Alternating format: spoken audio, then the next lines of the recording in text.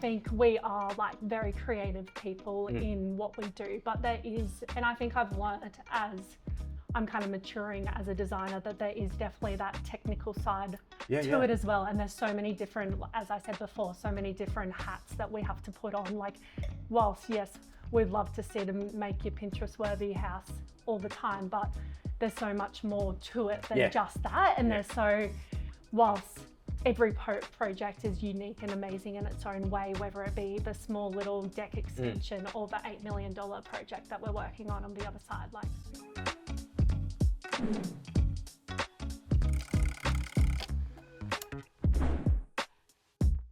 welcome back, everybody. Episode 8. Can't actually believe we've done 8 of Basically Speaking, our podcast series. Before I introduce our special guest today, up until now, I think 1 through 7, we've been doing a lot of process. Process. It's from sketch design all the way through. Today, we're going to break mold a little bit, just to free it up a bit. And there's 2 parts to it. We're going to talk about misconceptions in the industry, mainly about architects, but I think we'll branch off a little bit. Yeah. And another one about working on multiple projects. And that one's probably a little deeper, because the more I actually thought about it and wrote about it, I want to bring it back to us as architects and our team, but also talk about how it then helps and assists projects, but also helps clients and all those sorts of bits. So that's a real quick summary of what we usually do. And I think, actually, I'll throw to Abbey.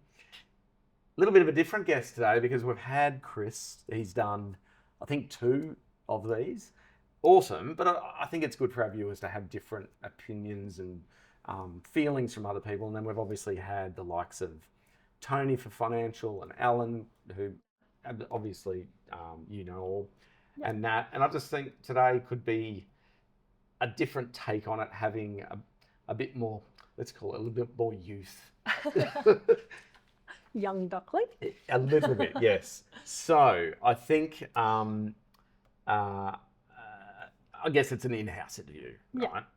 And Abby's a little bit nervous, and that's okay. We'll get a little bit of that out of the way. So welcome, Abbey. Thank you. You're going to correct me here if I get things wrong, right? And I will throw it to you. But you officially started with Base in 21, like when I say on the books, pretty much like this week, actually. I think really? It's like nearly been 4 years. So, wow. Yeah. But I think importantly, I think it was, I don't know, it was even the 3 months prior to that, through QUT. Yeah. I'm not going to say offer, but it's a subject. It's a component where you can apply to do a bit of a quasi short-term internship, right? Which is a little bit how it used to happen many moons ago, right? Yeah. And then it went out, and I'm glad QT have come back and did that. Well, I think it's compulsory now. Like, I think it was like back when I did it, you kind of had to go and kind of plead to let them do that instead of another elective or so. But then I'm pretty sure, I was talking to that girl this morning on the phone, and she said they have to do it. So it's kind of, which is awesome, I think. Like, it was such a great way to get into the industry. Great. Yeah.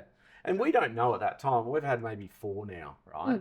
And we've hired every one of them, because when I say every one of them, I don't mean their numbers, but we want these students to come in, and primarily it's about them learning, and that's us giving back a little bit. Well, they get a really good taste as well. Yeah. Well, it's 100 hours. Yeah. And I mean, the 4 we've had, most have ripped through the 100. They haven't dragged it out. It's just like, and when you think about it, if you're doing 40 hours a week, like, well, 45 or whatever, you can do it in three and a half weeks. Yeah, definitely. And 100 hours is 100 hours. It's a way that you can experience, or is this what I want to do? And it's at that stage of the study that, I guess you can formalize, this is what I want to do, which is great. So, and then we get to have 100 hours to really navigate how someone could fit in with us as well, because we do only want to take people that we'd like to see a future with. Yeah. So when I said officially, I think it was August or maybe it was April, not sure. April, But anyway, it's a good 4+ years. Yeah. So I guess, what have I said here? It's fair to say that your 4.5 or 4+ years has been a steep trajectory. And I think it should be that way as well, because it's a long career and lots to take on. And the reason, you know, I think you'll chime in with the misconceptions component, but also the working on multiple projects. I sort of felt if I got someone in that was like way experienced, it might be hard to draw out like 20 years of, oh, why do I think working on multiple projects is really beneficial? Whereas in 4.5 years, and there's some questions I'm going to ask you about, you know, the projects you work on and how many at a given time. And it might even be a little bit eye-opening to go, oh my God, like in 4+ years, you've worked on 75 projects. It's probably going to be a ton load more than that anyway. But to get that ability to do that, you've got this, I guess, all of that info right at the front component of your brain rather than nested in. And I feel like I'm at that stage as well, that like lots of like, you can go and specialize in an avenue of like architecture can get tailored down into so many different avenues. And I feel like I'm still at that peak, but I don't know what I want to actually and if I want to go down one path or another. And I feel as though we're lucky enough at Base to kind of get a bit of a taste of everything and kind of then tailor all our skills, whether it be interior design or architecture. And I don't want to make this really sound bad or good for you, but I'm 53 and I still don't know what I like doing. So that's all. Anyway, I'm going to pour you a little glass, and while I'm doing that, I'm going to get you to open up that vault. Now, you've got to put some grunt into it. There it is. So should practice that one. We may have had someone else do it that may have got a little bit of a cut on their finger, hence the little bit of tape over there, but that's okay. Anyway, so did you want to add anything to your intro? Have I missed anything just as an intro for you? Oh, I don't think so. Like, well, I, as you probably said, like started at Base as a student, was a student for like 2.5 years. So I think I've worked now as a grad for 1.5 years or so. So I've kind of seen Base go through different stages and I've been in with it for a long time now. And you've worked with a lot of both staff members within our firm and also just multitude of projects. And I think I reflect on it sometimes and go, is it a whirlwind? Is it like too much? You know, do we expect too much of our staff and whatever? And I think as we get into it and you start to talk about multiple projects you work on and the what it does for you personally, which helps your growth, but inevitably by that happening and there's excitement, it helps the project. Then it helps the client, because a lot of clients, it's just natural. They're coming to us because they don't know what so we've got that opportunity to kind of mold things. And I think at a young age to be I guess respected and I guess looked at by the clients like, oh wow, you don't know him, you're helping guide this thing. Well, that's the thing. Well, that's what we'll tailor on later, but there's so many more avenues kind of, and those misconceptions, like we have to put on so many different hats. Absolutely. And you kind of learn on the job, as you would say. You still learn, like I learn every day new things, but it's one of those things you kind of just progress as you're going. Absolutely. And even from the clients, from consultants. I think it's what makes what we do as architects, and not saying that other industries don't have their own, this is what we can only talk about ours, right? Because it's what we've chosen. And I just find it every day that you're juggling different things. And you know what? That might not be for a lot of people, and I get that. But for us, for Base, that's always how it's been. And it's, you know, it's a bit cliche to say, but I think most people at given stages like really enjoy coming to work and doing what we do for a living, right? Like it does become. And I think you have to have that. You do. In what we do, you have to be so passionate. Like whilst we work 9 till 5 or whatever it is, we're still thinking about projects. We get so involved. And some days you're just like, just stop and do it. But like we invest a lot of time. You do. It is. But I think it's a long course, and it's but rewarding at the same time. Absolutely. Yeah. And I think to be honest, in talking about that, I think these misconceptions in the industry about architects, when I read some of them, and some of them are a little bit tongue in cheek, but you kind of get it, like from an outsider point. Sometimes when you're on a high and you're jumping around, and if I was on the outside looking in at sometimes the actions I do, I'll be like, this guy's a lunatic. Like what? Yeah, but We it all comes have more. busy brains. It comes more from you just going, oh my god, that could be so good if we could do that, that, and that, and because we can visualize things and space and objects and ideology a lot quicker than most people, because that's how our minds are geared, right? Accountants' minds are geared to do the stuff that they do, and they're using different parts of their brain, and I think that's what I love, that creative and innovative, and most of it's because you just want to do it, but you'd also then go, oh my god, that we're doing that for that person or for that project. And you can really tailor it down for that, that person, and look, put a unique touch on it, which makes it exciting. And there are many things we do, of course, we do a lot of them for ourselves, but only for the betterment of the project, right? Like it's a bit, and that's why some of these are tongue in cheek, because you go, oh yeah, that could be perceived as being like that. So let's jump into a couple of these questions, and this first topic, as I said, there's 2 topics in this one, and in no particular order, but topic 1, the misconceptions in the industry of architects. And I've said this a lot with all of the podcasts we do. Why we're doing this is so that people and our audience can learn some things. And we're not saying they're uneducated. We're saying that the more they know, and if they're wanting to embark on a project of their own, whether it be a renovation or a townhouse or whatever, they're coming along going, I kind of listened to all of those. That was really good. I didn't understand that. I'd like to ask a bit more. Also, we say, like, it's so daunting. Like, if you haven't worked with someone like us before, like, you just don't know the process, what it entails, like, what they can put in. And I think talking about the misconceptions, if we can kind of curb them a little bit and go, look, we get why you'd think that, but this is actually what we do. And look, there'll be some people who make comments that, oh, that's a load of rubbish. You guys are, blah, blah, blah. And that's fine. we're just trying to put ourselves out there going, look, I get it, but we're not doing that. So, okay. So we want to talk about, let's just jump into the dot points. Okay. In no order. A misconception: architects just do pretty drawings and only care about how the building looks. It's kind of funny because I go, we do drawings and we do like what they look like, but there's a kind of a sentiment behind why we do that, right?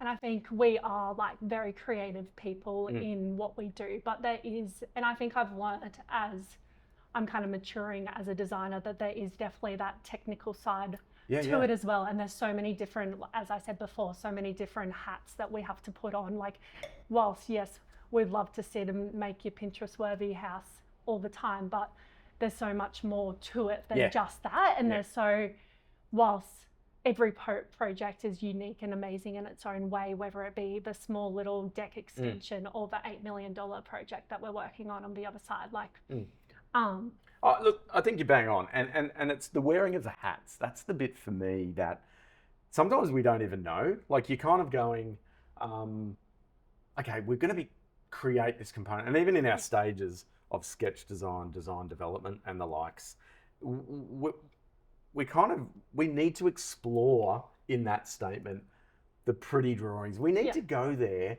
to then get and then bring it back. So, because if we don't go there and we go, oh no, I've got to put that hat on first and not explore that, you miss opportunities. But I think, exactly. And I think those pretty drawings are what brings people in sometimes, because I think when we I think we take for granted, like sometimes, like you can see why it's challenging for clients to read a plan, or challenging for them to look at our little sketches, like those big renders and stuff, to bring them in sometimes. And then but I think it's so much more to that, like our full process. We go down to every single minor detail, whether it be how someone comes in and where they're going to put their bag as soon as the kid comes in, whether it be, is there going to be enough light for someone to put their makeup on in the, like and you can do that at any time, right? Exactly. Like we think of that from the get-go though, as soon as we're on the sketch for paper and ensure. And sometimes in those first instances, our brains go around in circles.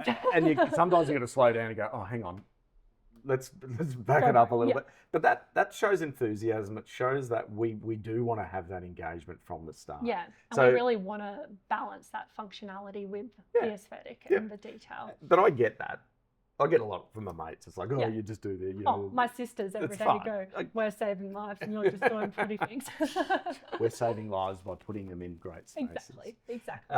Architects take all the credit from engineers. I mean, we would have our engineers that wouldn't say that, but No. but I get that. I mean, I've been shouldn't say labelled, but I've been quoted before or in a some article saying, such and such did the interiors and Shawn did the structural architecturals, and I was like, what is that?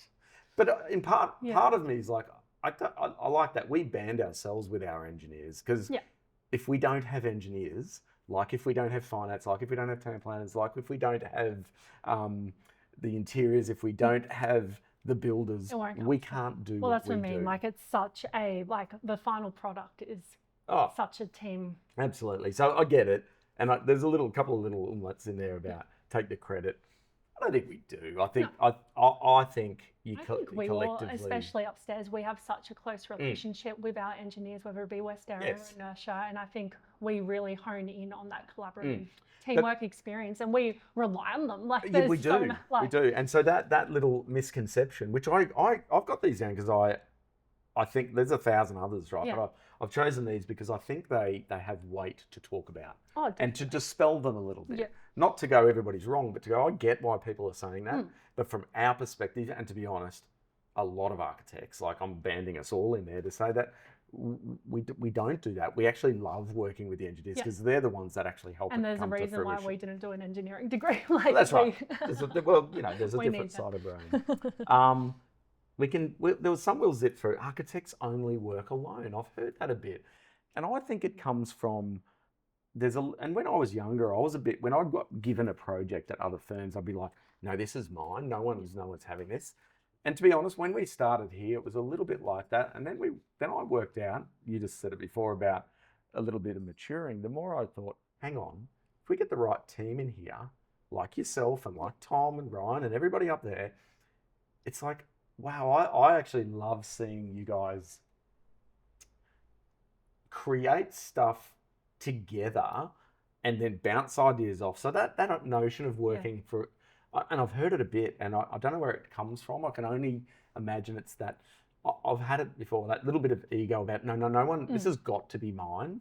Whereas the more you branch out, the better I feel like, it is. and I feel like as a young emerging architect myself, like I think working on so many diverse projects with so many different team members upstairs. You just sponge it all. Yes, big sponge. And I feel like I'm kind of at that point now that I've taken on that sponge for so many years, and now I'm kind of then giving that to our younger students and mentoring, and I feel like I'm a big advocate of teamwork. And so again, I think it's there for a reason, but I'd like to dispel it a little bit.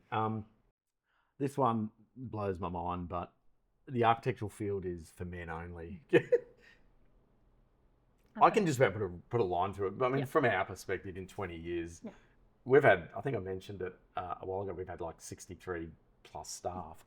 I would go as far as to say 90% have been female. And I think...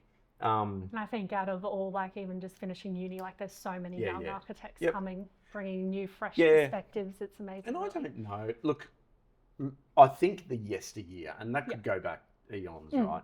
It shouldn't be saying for men only, but I think it was very male dominated. Yeah, but I think things have changed now, and even on sites, we'll go through that process. There's more respect, and I think that's great. So I want to dispel that, and I can mainly talk about our business and who we have here. Architecture is just for cities, and therefore only iconic buildings are architecture, and architects are only interested in big projects. Now, look, I can give you examples of Dubai and Starchitects and all those sorts of things, and I get that. Sometimes you've probably heard me talk about master planning. You can actually master plan a little renovation in the suburb. Master planning can sometimes be like, isn't that just for towns and urban environments? But I think again, dispelling it, because look, there are firms that specialise in larger buildings. There are people, you said before, you're still trying to work out which is your most favourite part of architecture or scale of architecture. I still think you being exposed to all of those is awesome. Yeah.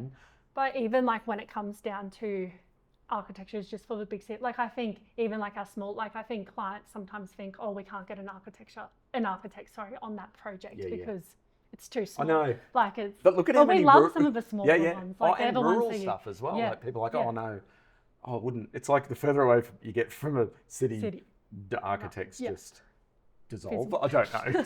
But again, it's a bit of a myth. But I will say that when architects not realise, but really have an affinity with, and I know some awesome architects in bigger firms that the work they do on larger buildings, like skyscrapers or iconic buildings, just look at them and go, you can admire it. You can go, wow, that's a real skill. And they say the same thing about, people doing really fine detail in medical fittouts. So you find your niche, but it's just not all about that. And I think there's as many beautiful, iconic, large buildings as there are boutique, little curated renovations. So again, it's bigger than that. Architects are too expensive, don't care about budgets, and architects only work for rich people. Look, it's a pretty common one to hear, right? Architects are too expensive. What are we comparing it to? Obviously, people will do their due diligence when they're speaking to us, and I encourage them to be speaking to others because I think and I've done it before. We won't name projects, but I'm working with someone at the moment that I've been speaking to for about 6 months, and they've been very open, and we've got a great relationship. And they said, "Look, we've spoken to 6 others, and it's ranging from X, and you guys are here, and we're just trying to understand it." And we've just been navigating through it, and comparing apples with apples is important, and it's not about how many followers you got on Instagram or your hierarchy or your age or anything. It's about the scope of your service. Yeah. And we can offer different service. And we offer so much beyond just for design and just for pen to paper. And if you have us on, I mean, you've been part of it where, again, we don't want to name people, but you're working on a project at the moment where I feel that and it's going through tender at the moment, I feel that you've been able to nurture that client through some waters that they're unsure of, but you look at them and I admire them because they're both very successful in their field. And I'm like, wow, that's pretty cool. And now they're here listening to you and us to be putting their home together. And I think that's really important. And I think they invest a lot of time, money, and look, faith in us, I guess. I know. I mean, the word's too expensive. It's a little bit, like us all when we're looking to buy something or take a service on or talk to someone about what something's costing, we want to see value for money. Now, people after time might still look at us or our service or our fee or architects in general and go, look, I can't justify it. I might just draw it myself. Everyone's a designer. It's fine. I can sit here and we can draw a house, right? Then they've got to navigate, well, who they get to draft it and so on. And it can be done. I'm not saying it can't be done. No. It's just. But I think there's so many different avenues down the track that the flow on it. I can see it's a lot of money, but I've touched on it a few times in this, that it often astounds me when we go back and look at our measurable tool in Workflow Max. It's a program we use to monitor projects and time we spend. And we use it as statistics, it's data in, data out. So we're going to put a proposal together and we go, that project was like that one. Let's go back and see how many hours we worked on. Chris and I sat down the other day and we went, oh, that's that renovation. It was pretty detailed. Let's go and have a look at how many hours we spent in construction documentation. It was 580 hours on that one job, on that one sector. And we looked at that and looked at the fee and looked at the hourly rate for it and so on and so on. We're like, it actually has to be that. It's because sometimes I go, oh, geez, does that feel a bit expensive to procure that job? But I think there's so many unknowns as well when we sign up for a project. Whilst you want it to be smooth sailing, go for 6 to 8 months or so and have that project. It's like there's so many different things and unknowns. And you get a client sort of go, well, I don't know why it's expensive. Don't you just push a button? And I'm like, you've got to bite your tongue a bit, but you've also got to go, well, if you want to, I'm happy to show you the back end of some things because that's just what it is.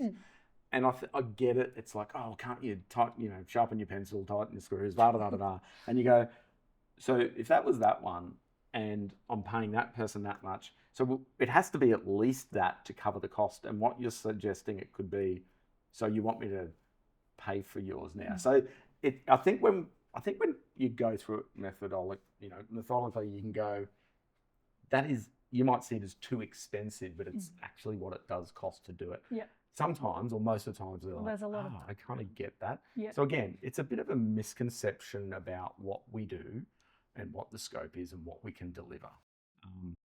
The bit about don't care about budgets, I also understand that sometimes if we get something priced and it comes over, people are like, oh, you've just drawn something and you don't care. Yeah. We do bloody care. We want to get that right. It's a dark art. Yeah. We touched on it. It is a dark art, and I think it's something like, it's hard when you get the brief and the budget and then trying to align those the best we can and trying to and understand as long as everyone's got if someone's budget's there and their outcome or expectation is aligned, it's like, I always do this. It's like, hang on, look, what you're wanting is here and your budget's here.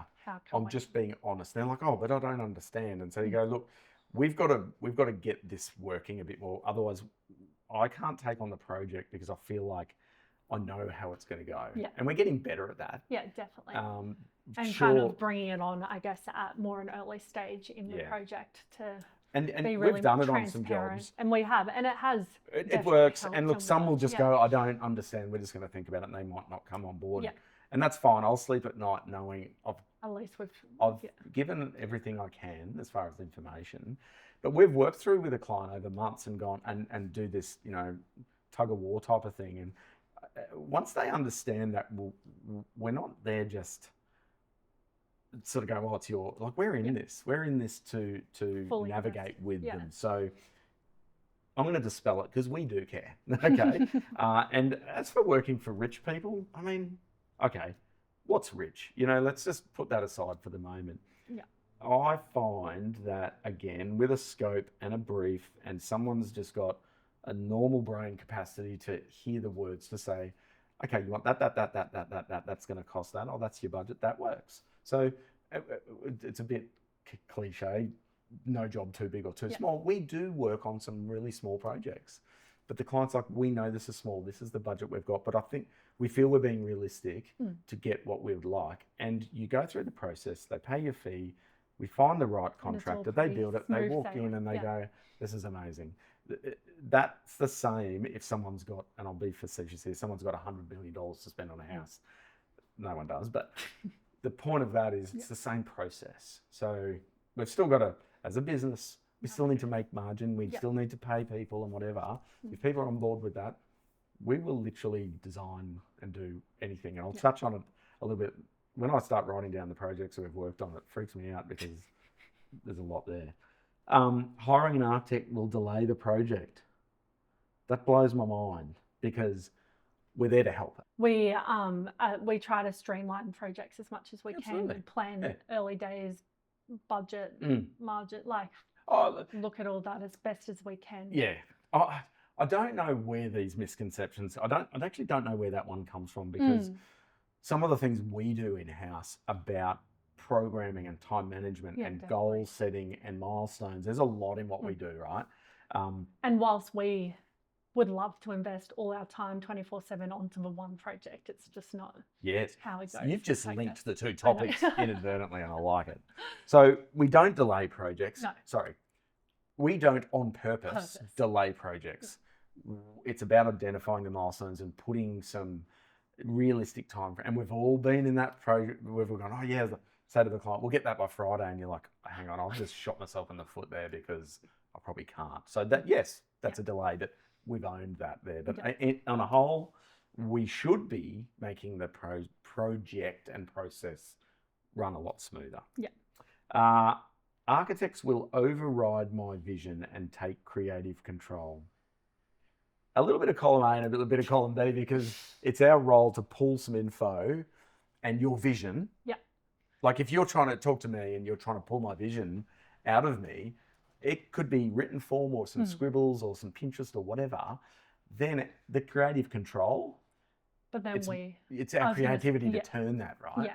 our creativity, as well as, I guess, then we have so many other things we have to think of that clients sometimes aren't knowledgeable, whether it be NCC requirements, budgets. I know, and that's where we've got to help them, yeah. right? Because I part of me likes someone who comes and says, "Oh, look, we hear it all the time. Brief, look, we kind of know what we want. We just need someone to put it together." And I get that. I totally do, because they might be talking about their dream home. They might have seen some things. If we shut that down, we've lost that client, because we've just gone, "Oh, we don't care." Yeah. I actually do. Where I not draw the line, but if someone comes to me and they've got a plan, because a lot of people think that's just what architects do, a plan. And I get that, because that's mostly what's, I guess, out there in the industry, right? Yeah. But if they literally draw where all the spaces were and go, "Here, that," I've got to try not to look at it. And this is why, and I don't want it to sound arrogant or anything other than, if I, the saying, but if you look at it, you can't unsee something. Yeah. And then my brain goes, "You've drawn that, so you really like it. If I don't give you that, you're going to be upset." Yeah. What I say is, "That's great. Can I park that for the moment, and it'll be a surprise? Yeah. Can we go through the process of drawing out, not physically, drawing out the information from you, and then what you're paying us to do is create something for you. Yep. And if we're reading you right and you're giving us all the information, we might actually, there might be bones of that are bang on. But if you don't do that, you'll lose an opportunity for us to explore for you and your project." Yeah. And most people are like, "Actually, I like that." So we'll put it over there and we'll bring it out and we'll not make some comparisons. And most are really excited to kind of see what can come from it. And I think it's a little bit like they feel they need to, not to help us, but like, "Oh, if I don't bring them that, what are they going to do?" You know. But I go, it's like I think some think they have to do the homework and stuff at the start. Well, I try to, it's weird, these guys will laugh, but I try to bring a dentist analogy into it all the time. Imagine going to the dentist and you've in the car and you've made up a little paste of a filling and you've walked in and you've gone, "Look, I've had a go. Can you now just round it up and put it in properly?" Like, you don't want to try to do someone else's job, and you're paying someone to go, "Hey, if I give you some information, whether it's words, a video, a drawing, or whatever, it's all and sundry, and we are trying to round it all up." So we don't try to take we do try to take creative control, but in a really good way, by harnessing what we've been able to extract from them. Yeah, definitely. Architects only care about aesthetics, not functionality, and are impractical. I think we've covered a bit of that. Yeah. That one annoys me a bit. Do we care about aesthetics? Absolutely. But functionality? Absolutely do. And I think we're far from impractical. And we're not beating our own drum, but it's like what we do is about a mix of practicality. Well, I think a project can't go ahead unless you consider the functionality, the aesthetics, the spatial layout. Like there's all those different avenues, whether it be a resi project or a medical fit out. Like there's so many. You have to take it all into consideration to flourish, really. The square peg and a round hole theory is that, and I use the statement a lot, Corbusier back in the 30s was like, form follows function. If the comment about aesthetics relates to the look and shape and feel and scale of a building and a building alone, and it's like, "Oh, I don't know what's happening inside." You'll create something because you've had a vision, and that's fine. But if you then start trying to stuff a space into a pointed zone and you're like, "Oh, look, that'll just do," but you can't furnish it, you can't power it, you can't light it, you can't do this, it's going to cold, it's going to be drafty, then have we done our role? Probably not. We're allowed to think of the big, bold gestures, but you've got to marry it back. You've got to come back and go, "Oh, the gesture was there, but the functionality wasn't." And then how do you mold that? So we don't only care about aesthetics. We do care about aesthetics, and functionality and practicality feed into that. Yeah, definitely. Architects are eccentric, introverted, unapproachable, and don't listen. Holy jeez, we should just be condemned. I mean, I think everyone up in the office upstairs are probably polar opposites. I know, right? Like I don't even know how to. Being approachable is the main part. I don't know how to dispel really. that one. No. Like, because we all have unique personalities, I guess. But look, I get it. Everyone does. And again, we're trying to dispel it for us. Yeah. I'm not at all suggesting that there are architects out there like that, but I'm just saying that we aren't. Well, I think us at Baseically, we value collaboration and communication and like. But it makes our job easier, right? Yeah. Like if you get that info, we can then mold it. Whereas someone sits there, I've only ever had one client. He's actually a good friend who one of our first projects was like, look, I'm a lawyer. I've got this beach site. Can you just do me a house? And I'm like, yeah, sweet. Let's have this discussion. And he's like, but I just said I'm the lawyer, you're the architect, can you just put it together? I said, I need to know some things about you. Otherwise, I'll just design a house for myself. You need to build that rapport in that relationship, I guess. Well, you know what he said to me? He goes, well, I'm kind of like you, so why don't you do? I said, right, mate, that's just, and I did it, and it still stands, and he loves it. But I remember walking through that home, and he's like, oh, what's in there? And I'm like, that's your garage. He had no idea because it was full trust. It's kind of fun, but would he have got more out of it by engaging more? Maybe. Probably. You know, it was a bit of a different example, but like we do listen. I think we do. I guess if you've gone through it and gone, I'm not going to care about what they say, you're only making your job harder. Yeah, and I think as you said before, like clients come in like they don't have the knowledge in this space, like they are paying us for a reason and they are investing their time in us to communicate to the best of our ability what we can achieve. Can you imagine if a client came in with all of this in their head? Yeah. They're coming in just going on this, like the walls are up, it's like, this is horrible, I don't even want to be here. Yeah. We're just trying to make it so that it's not like that. And it isn't. You must hire an architecture firm near the project site. I kind of get that from many moons ago, but I think with technology, and like we've done places all over. Well, we're working on one at the moment. We're doing contract admin up the coast. Yeah. And I mean, but you know, how easy is it to jump on a plane if you need to physically? And I've always said to you that I won't put pen to paper until I've walked it and, you know, smelt it and touched it and all that sort of stuff, because I think you get really lots out of that. Oh, definitely. And I did that with the Mackay project at the moment, you know.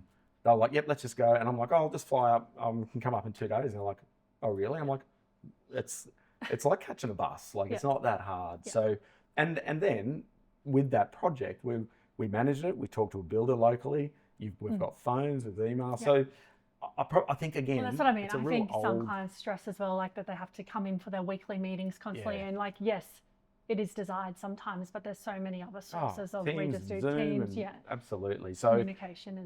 I think we can dispel that one. Yeah, like, we've had a couple of people like around the corner, like, oh, we've come to you just because you're around the corner and be easier. I'm like, well, I'd like you to come to us for differing reasons. Yeah. And they've got it after a while, but I do get it, but it's something you don't need to. Yeah, no, definitely. Architecture is all about drawing and designing. Well, I think we It's probably not that. It's probably okay, that one. Yeah. But drawing, and I think when they're saying drawing, it's like with this pen now. Yeah. Well, I think we always want to. We always want the pen. You do. Paper, really. You do. But you know, there's so many other tools we use, and there will be in the future more tools as well. But it definitely, it's really nice to sketch something. You get a feel for it. Only degree holders can practice architecture. That's a bit factual. I think that is right. Yeah. And I don't think we need to get into building designers and draftees. Everybody's got their place, absolutely. Definitely. But if you want to call yourself an architect, if you want to practice as an architect, if you want to have an architecture firm, there are bodies that protect, like a builder needs to be licensed. That's a record. And it's a long process that I don't think people we bust our ass to get these degrees, so we should be proud of them, and we hang our shingle about that. So architects just design new buildings. That's a bit linked to they just do big buildings. It's like, because if I meet someone, they're like, can you come and have a look at my house? It's like, well, probably can. Yeah. You know, we do lots of other things. But I mean, we would do, out of nearly 1,000 projects, half of them would be of a renovation of some degree, whether it's renovating an office fit out or a house or something. So it's definitely not just new buildings. And I think, can you imagine in somewhere like in London, where every building is eons of years old, like most are renovations. Architects are obsessed with funky shapes. Maybe we are. We are a little bit, maybe sometimes. I don't mind. It can love a good little curve. I also don't mind every now and again through a design where someone's like explaining something, you're like, I'll be honest, I did that. It does that because it kind of just looks cool. And you're looking at it going, I like it. So is it a form in the architectural component that we're doing for you that you like? Yes. Why do you like it? I don't know. It makes me feel good. Yeah. Well, then that's a tick, because it's all about functionality, but then the emotions that a form might give you. It could be a light, a texture, a color, a smell, or something that just looks cool. And I think that's okay. You don't want that for the whole thing. You don't want to be going, oh, it looks cool, but oh my God, you can't fit in it or sleep in it or cook in it. Yeah. That's the misconceptions. There's a myriad of other ones. Yeah. Like there is. You could go on. You keep going on. I guess. Yeah. But look, I think we've honed into quite a few. Even talking about it, you go, I get it, but it'd be nice to dispel it and get our audience to understand. Oh, right, okay, cool. Thanks for telling me that. You know. Topic 2, working on multiple projects. I'm going to read. I spent a bit of time just sort of writing this one. A little bit different to the other ones. It's a little bit more ad-libbed. But so in regards to our team and how the business of Base operates, I thought it would be interesting to hopefully and be insightful for our viewers to understand a bit about the inner workings of us. We've talked about processes, but about Base itself, and in particular how we manage projects, our workload as a team, and how all that works. Because I also think in 20 years, we've evolved in doing that. And I'd be the first to admit, the way we do that's not right. Hey guys, how do we make that better? And we spitball it because we want to be better. The egotistical architect over in this misconception would be like, nah, that's how it's done. I'm just doing it like that. But we do constantly test waters. Oh, definitely. And we've got in different avenues, whether it be our program we're using. Workflow makes a project flow better, right? So we do flip our hat and go, we've got to look at the data. Why has it taken so long? How do we become more efficient with that? Does it mean our projects run more efficiently? Well, that should be the way. And kind of targeting, I guess, to every team member's skill set and what they're good at, like everyone's. That's why we disprofile all our staff, so we can go, hey, you could work really well with that person. Therefore, if you're really efficient, you make an awesome team for that type of project. Doesn't mean that that connection works better for a different type of project. So by us understanding each other more, we become better team players and managers, and the projects work better. Yeah, definitely. So clearly the projects work on facilitating the running of the business. It's like, it's not a white elephant. But it is important to understand how the types and quantum of projects can influence ourselves individually as a team, and that benefits to the client. And it's getting away from this, this is my project. It's like, it's all of our projects. How do we all... And I think it's one of those things, like, I don't think many people could say, like, well, everyone in our team pretty much knows every single project someone's working on. I know exactly what Tom's working on right now. Like, you know, like we... It's really cool because you kind of have an ear out, like, I feel like we spend half an hour in the morning kind of figuring out what everyone's doing for the day. Like, we all kind of know where everything is and feed off each other constantly, which I think... I'll briefly talk about the types of projects, and then we can delve into some questions from your perspective, right? So at Base, over the 20 years, we've worked on a multitude of projects, and more so types of projects. I'm just going to list them: renovations, new houses, townhouses, apartments, retail, medical, office fit-outs, golf courses, wave pools, restaurants, vets, cafes, amusement parks. This is a funny one because we've got a few on at the moment. Panic rooms, kids playgrounds, childcare centres, transport terminals, the storage. You know, when the rails started to go out to the airport, we did that terminal back in, like, I don't even know how we got it, but it's like, oh, can you do that? It's like, yeah, sure. Storage facilities, you can go on. So to answer one of these ones, you only work on big projects, or you only work on houses. That suggests that we don't, right? We've oscillated between as few as 10 staff to 20 staff, both with good and bad about, you know, how do you manage the projects. We've run teams within teams. Remember when we had 20 and we had 5 teams of 4? I wasn't here, I don't think. We had 5 teams of 4, we had managers. We did that because we were trialing to see if that was really good. And for that number at that time, it was really good. But if we dropped back a few, it was like, oh, hang on, that's now not working. It's like we're nearly over managing it and wasting a lot of time talking about managing it as well. And we respond and navigate the industry and it ebbs and flows. And that means, you know, various different things of political, various crises that we have will oscillate that. And it's really important to manage that and not to flip out and, wipe out staff or put on 10 staff because you get a big job. Yeah. It's really, and we talk about that a lot. It's like, hey guys, we could get another 3 for this, but what if that falls over, then what happens? So you got to be a bit protective of that as well. And I think we're all very mindful of that as well. Yeah. And you guys are very transparent when it comes to that. I think we have to be, in fairness to you, individually, Yeah. the team, the projects, and the clients. Like, I think we always want to have that. There's little bits about, hey, let's ask them, see if they've got some good ideas. So, but because we respect that. We don't want to just be sitting at this level going, you do that. We're just like, hey guys, what do we all think? How could we prepare ourselves for that? So as a final statement about the topic of it and for interest, we're currently a team of about 11 at the moment. Yep. There's some maternity leave and bits and bobs. And right at this moment, we would have about 60 active projects. That sometimes blows people's minds. They're like, how do you manage that? Yeah. And yes, there'll be some in DA, some on site, some just starting, some just finishing. But that's a lot of projects. And of that 11 people, there's an admin staff in there. So you start going, oh, people don't just work on one project. Okay. Yeah. Now that can change. That next week it could be 70 projects, but it could be 50. So it does change. And I guess what I want to talk about in here about that number, or not in particular that number, but if people are doing some really quick maths going, okay, there's 10, there's 60, so everyone's got 6 projects. Now, we'll get to how many you're working on at the moment because it's way more than that. And I think there's a bit about, if people are hearing that going, oh, Abby's working on my project and another, they could be going, oh, hang on, I thought she was only working on one, which probably a bit silly if they're thinking that's the case.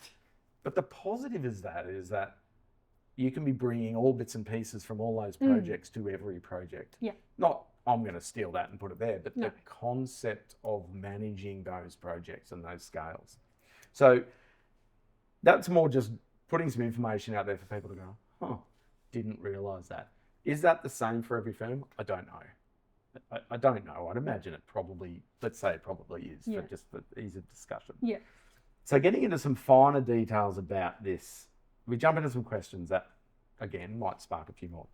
How many projects do you currently have on your plate at the moment, and expand a bit on the types of projects? Yeah. Well, I feel like I think, as you said, it changes constantly each month where projects pause, projects go into tender.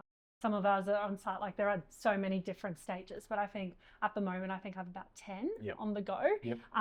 They're ranging from what we're doing, like new build, like a $6 million new build, to few renovations, doing an office fit out, medical fit outs, like so many different avenues. Some of those projects I'm just doing the interior scope, where the others for architectural or like. So you got to keep flipping. Yeah. It's not just flipping hats from a discipline, it's flipping hats from a different client, because every client's different. Oh, definitely. And every project's different. I think if you had... And all the projects are so vast and they require, you definitely have to hone and tailor into the client and their needs and kind of put on so many different hats. But I feel as though working on so many different projects, whether it be a medical fit out or a residential project, you can kind of take avenues from each and kind of merge them into one. And whether it be one, you're looking more at the function, like a medical fit out, you look more at the functionality and the spatial layout, where the home, you're looking more how the person's going to feel in the space. But it's still the same, like you still want them to have that immersive experience, and that user experience is so prominent in each project, I guess. And it's funny, I can't put a pinpoint on it, but there'd be something that you do in the medical planning of it that you're like, oh, that really worked functionally, going back to a misconception. I can apply that to that renovation I'm doing. Yeah. Just whether it could be something simple, it could be a code you read in a medical one where you're like, what's a medical code? But I can use that there because that really works. And I think on the other side as well, like even like in the office fit out we're doing at the moment, we're trying to make it quite like homely and stuff. So you kind of take avenues from. Absolutely. Well, and intrinsically that's how I think a lot of our office and medical fit outs definitely do have a that warm, resi soulful feeling to them. Yeah. Yet at the same time, there's a code from a medical fit out perspective that is very important. We're talking about ambulances and bloods and gases and certain vinyls that you can't use and those sort of things. So you do have to be going, right, but how do we then layer some soul into that, so that person who might be coming in with a really, like, potentially even a terminal, you know, disease or injury, how do we make that person's experience in life just as best it can be? Yeah. Can it change the result of it? Geez, I'd like to think it could, but you know, as long as it. Whereas if you stereotypically and based on a misconception or conception of a space, if you said to someone a medical fit out, most would go, oh, white walls, fluorescent lights, RSL seating. Yeah, so much more. Cranky receptionist, go and sit over there, the doctor will be there. We want to change those experiences. So I think the stuff we learn from, or that you learn in particular from your residential clientele that are really in sync with you, you apply that into other jobs. Yeah.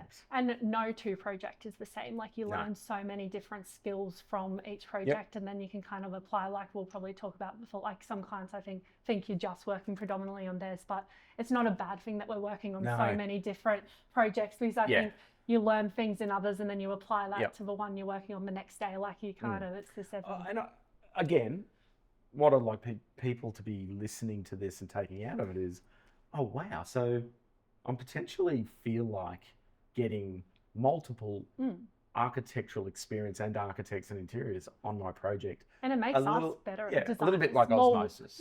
It makes us more well-rounded as designers. So. And because I have friends and stuff who like just work specifically on resi or just work, and that's what they love to tailor to. But I think I love the fact, like I have just as much a passion into the interior space than I do the architectural, and you get to work on. But you know, when you come to work and you'll have a different feeling about yourself. You might have had a bad bowl of Wheat Bix or whatever, and you come to work and you're like, if you had just one project and you came to work and you're just like, oh, that's so fit. I'm not in the right frame to work on that, but you're nearly forced to, so you do it. And is it the best, or do you just go, you know what, I'm gonna park that for the moment. I'm gonna change my management, my workflow around a bit. Oh, because I'm in the right frame to work on that.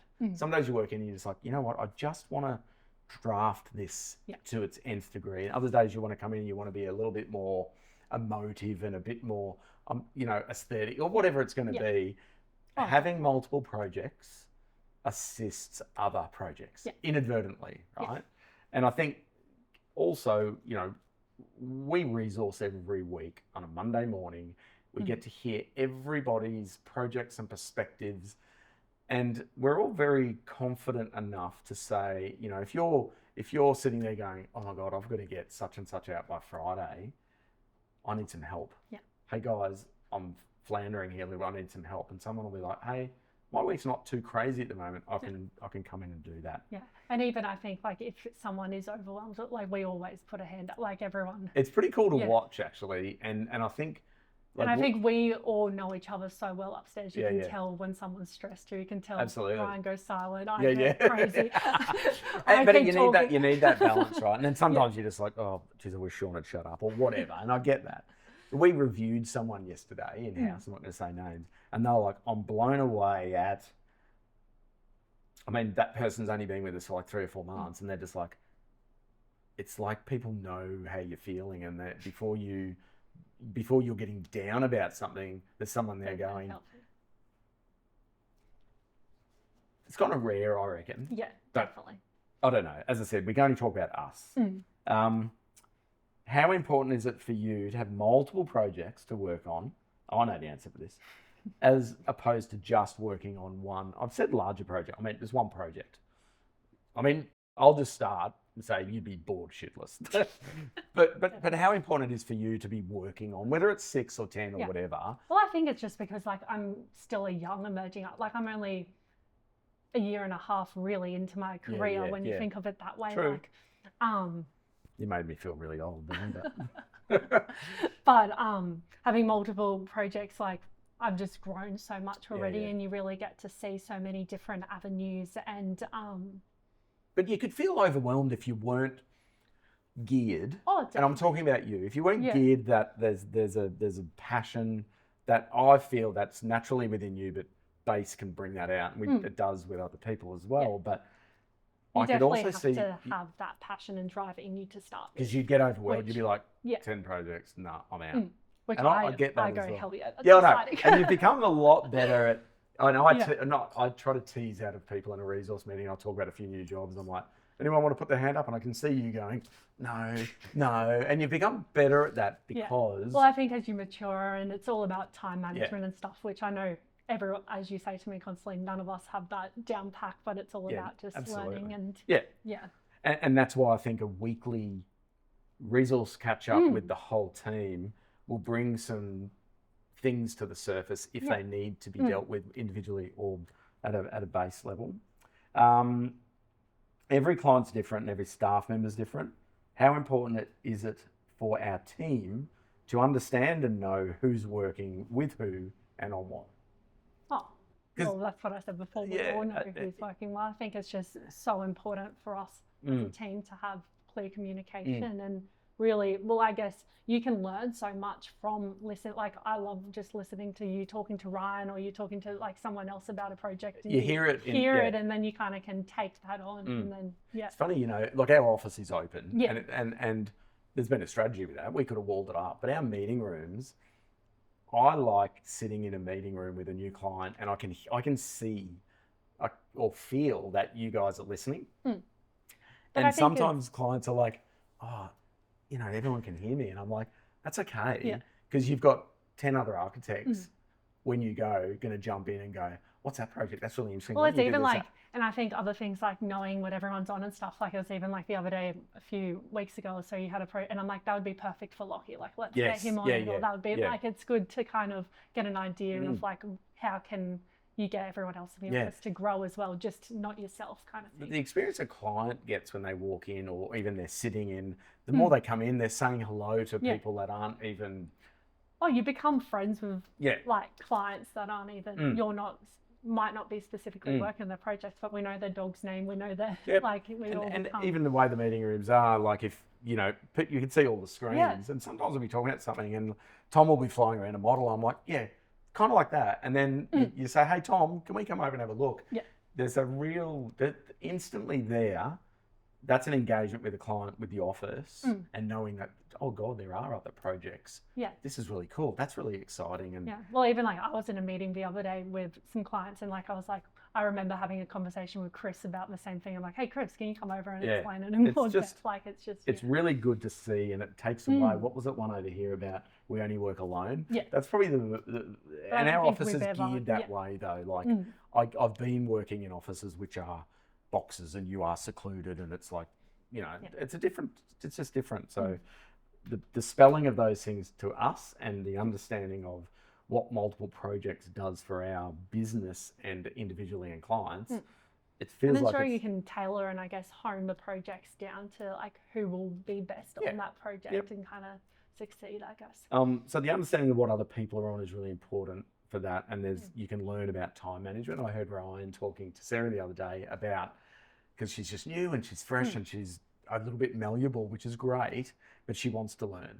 So Ryan was talking to her about how to set out your program. You know, she's only got a couple of jobs, but she's like, oh, so if I mark that in there, and there's all different systems. It's like, you can write on your hand, you can use post-it notes, you can scribble, you can use whatever you want. There's apps and everything.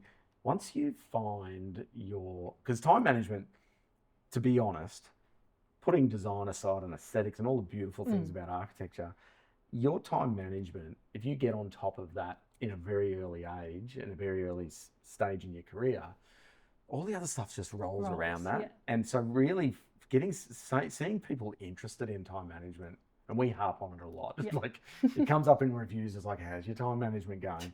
I just think it's one of those things you prattle on about it long enough, it becomes like this intrinsic. And I think it's one of those things we have to mold as we go as well, because you could be working on a project and then 1 second it pauses for 6 months, then one you think is coming back in a week and then the clients want to ramp it up and it comes back. So you have to really work on the spot as well and each step. And it gives you confidence to talk to a client. Because a lot of clients, and I'd be the same, oh, do you reckon I can get that done by Friday? And you're like, that's 3 days. It's probably about 3 weeks of work, so no. Whereas if you're not on top of your time management... And yes, we always want to... You'll go, oh yeah, and then you get to Thursday and you're like, oh my God, I've got to work through the night. So Yeah. again, the time management side on multiple projects, getting on top of that, facilitates your confidence to say to a client, look, I know my time management and my project so well that I can get you that, not this Friday, but it'll be Friday week. Yeah. And they're like, most of the time they'll go, cool. Because they're just trying to push us, and that's just intrinsic to what they do. And it gives you that position to be in a position to assist others in pressing times. Yeah. Whereas if you don't do your time management and you're not understanding how everyone else is going, you're just like, no, I'm busy. But in actual fact, you go, actually, I'm not stupid busy. Yeah. And Lockie's the same too. He's started to really understand the value of that, where he's like, oh, I've probably got a couple of hours, a couple of hours that he could spare for someone doubles really how quickly that can get done. I talked about, we've got a weekly Monday morning resource meeting. We discuss everything. I'm going to say how valuable this is. I think we've been doing that for a while now. We never used to, and it was like, oh, let's catch up once a month. And you go, oh shit, you're just miles apart. So the weekly one's I think it really like gives us that opportunity to sit down before that meeting and actually structure out our week and know what are we wanting to achieve for the month, for week versus for day kind of thing. So. And just recently, so we used to go, okay, general topics like who's on leave and that, because that's important. People need a break, and we would like to know, again, we know that you're away next week for a few days. Oh, are you okay? Do you need anyone to jump in because you're going to be away a couple? Then we used to go through project by project, and it was a bit long. So we went, hang on, how can we streamline our resource? How can we time manage our resource meeting? And now we talk about individuals, which I actually think is, I think it's a lot better. Yeah. When you talk about the project, you can get really granular, and people are sitting there going, okay, that feels like an Abbey problem. You can deal with that yourself. Me 10 minutes later. I'm the biggest guilty one on that one. It's always a balance in what we do and feel, that getting the mix of projects right for the business. And look, I wouldn't say we knock back work, but there's definitely some projects come through going, there was one unfortunately the other day that our insurance just didn't cover and this is a professional indemnity insurance, didn't really cover what the client was wanting. And it was a shame, because I feel like they could have ebbed a little bit to facilitate that. Because I'm like, we really want you to do this work. And I'm like, I really want to do the work. I know, hand on heart, I can nail that for you. And it was like a bit of a future one. And I said, look, our insurance policy is not doing that. Now, if I was ignorant and said, oh, don't worry about that, if I was the client, I'd be like, if he's not worried about his insurance, I don't know if he's right for us. So we got caught in a position where, like, I'm comfortable that we said we couldn't do the job. I'm a bit, it's like, it sounds pig-headed. I think they missed an opportunity, because what they were asking, I won't go into detail, what they were asking for, I believe their organisation could have bent a little bit. Yeah. But anyway, and not it wasn't sour grapes, and I'm not saying they were 100% going with us, but a discussion about that could have gone a different way. But I think the balance is like definitely essential, like not just for the client, but for business. You've got to look what's right for the business. And in this instance, as I said, you have to really like hone into the individual skill sets and who, like you guys have that whole, who you can put on each project. That's right. Like, and I think it was important. Like I spoke out loudly about that exact thing to everyone, because I think it's fair that people understand from an architectural business point of view, okay, why that wasn't going to be right for us. Because if it wasn't right for us, then it wouldn't be right for you guys. And then all of a sudden you're taking on something that's maybe not aligned with, in this case, your insurances. And that's just as important. So the right mix, the right business, and the client as well. I mean, I think it is important that we are very much aligned with the client as far as our deliverables. There's always red flags. Oh, look, I don't care about just get it done really quickly. I'm like, it's kind of not ideal. Like from a strictly business, that you go, you know what? Let's pump this out and it doesn't matter. It's like, we just don't. Not how we work. No, I think we want to be proud of what we put out. Oh, definitely. And I think we would say every single project we do put out, we are proud of. Absolutely. Yeah. From a client's perspective, I think they'd naturally like you to be working on their project, right? Like definitely. Exclusively. But I'm hoping out of those discussions that now they can understand Yeah, that. well, as I said before, like, Because it doesn't need to affect their project. If you've told them timelines and a deliverable and the scope and it's in line with what they're paying for us, and we can say we can do that, the extra intel that you're doing over here should facilitate that. Yeah. It's not as though we're saying, look, I've got to work on that other project, so yours is getting pushed to the bottom. That's not what we're saying. It keeps you active. I think that's a really it's more of a bonus. Yeah, and to I the think clients. like working on so many different projects, you kind of have new insights as well that you can then bring to that client and bring to them. Look, yeah, like it's exponentially many learning benefits. through working on 10 projects rather than working on 10 individual projects. You know, that one starts and finishes, that one starts and finishes. Unlike most of these, I would write notes and that's what we'd go through. You went and wrote your own because you wanted a snippet and you've got like a whole novel. What have I missed? You can interview me now. No, we're pretty good. Nothing else, any other things in there that I think are worth bringing up? I think you've nailed all of them. They were all just a misconception. Yeah, well, I think the done misconception one, as I said, could have gone forever and a day. But look, I think that's good. I think it was very different to some process-oriented things, which are just as important. But we're getting to the...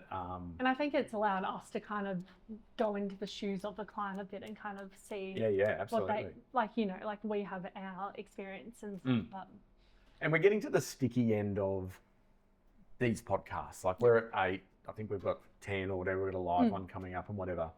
And I feel like we've gone through those processes really well. We've had some really good feedback and I've learned a hell of a lot of it. And I think everyone we've had in has enjoyed it and learnt from it as well. And, you know, we've talked in-house about, I think we've got, the next one we're going to be talking about is contract admin, right? Which is that very much the other side of the brain, but a massive component to it. Oh, definitely. Then after that, we're going to do a live one. We're going to have audience come in. We're going to have a bit of a panel. We're going to, it's really hard to find a topic for it because I think it's going to be a collection of everything.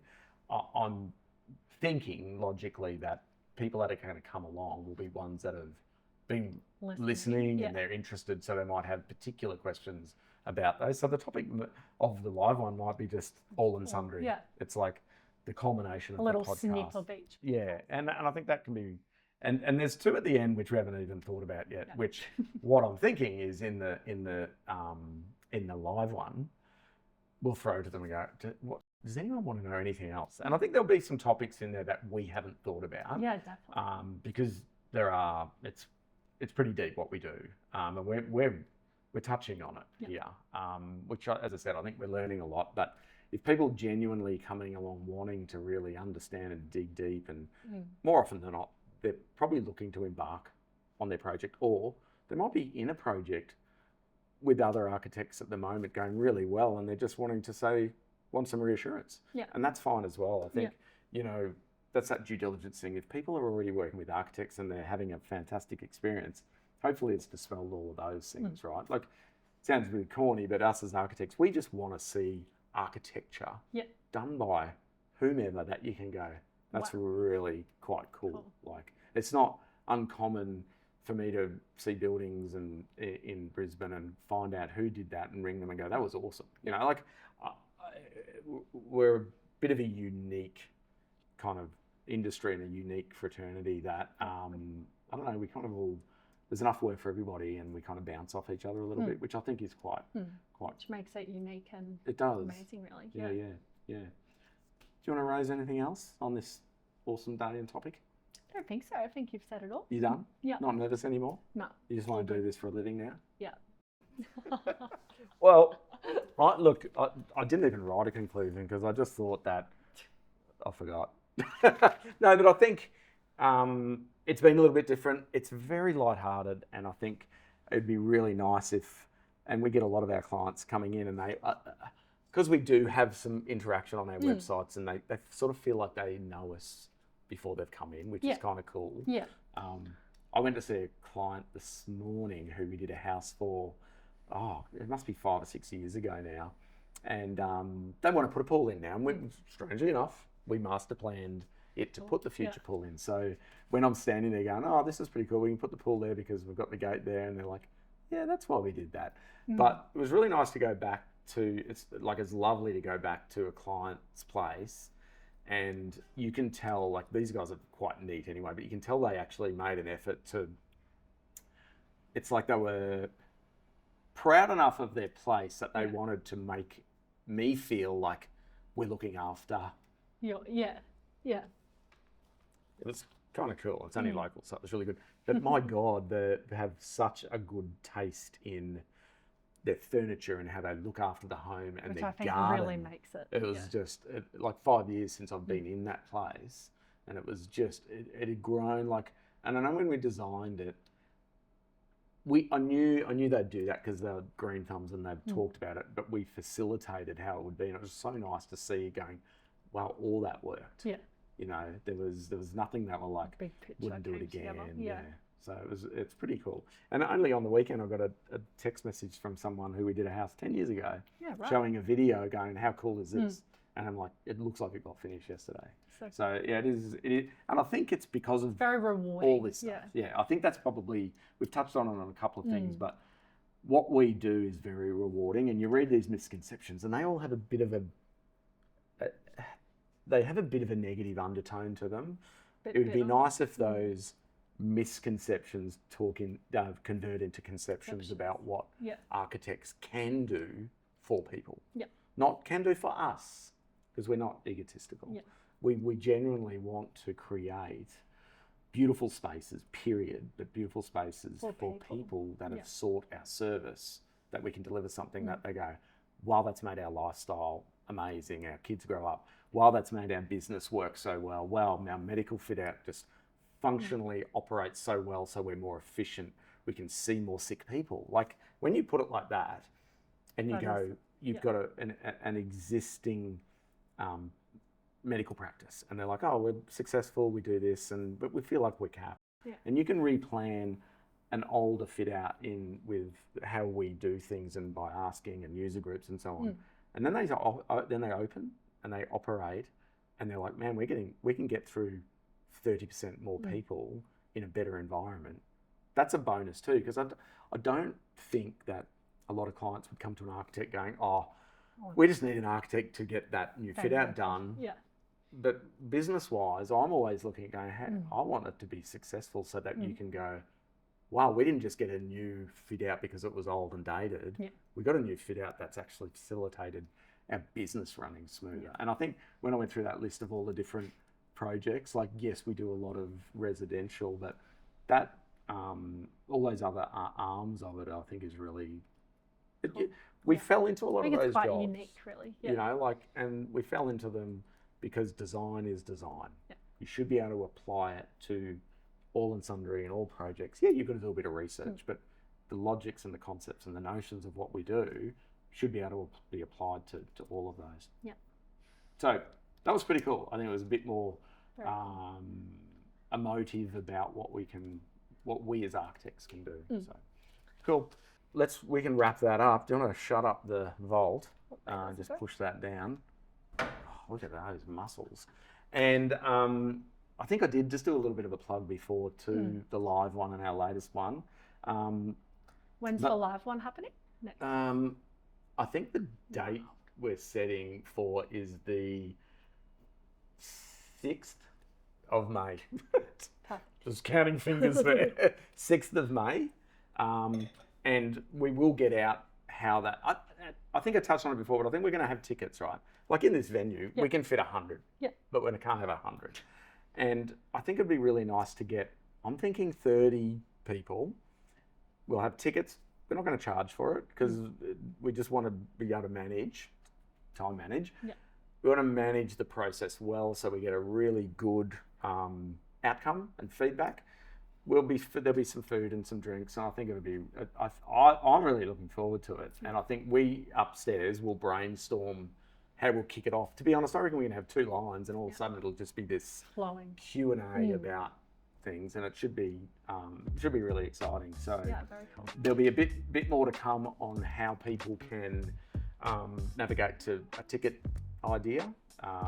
it's a little bit out of my pay grade to set that up, but someone will do that for us. It should be pretty cool. I've loved doing them, so I think it's been another very successful one. Abbey, we're going to conclude now, and we're going to try and finish this off with the bit that I always get wrong, where we're telling our audience where to listen to these. Well, you can listen to us on Spotify, YouTube, or Apple Podcasts, and you can always follow us on Instagram at Base Architecture.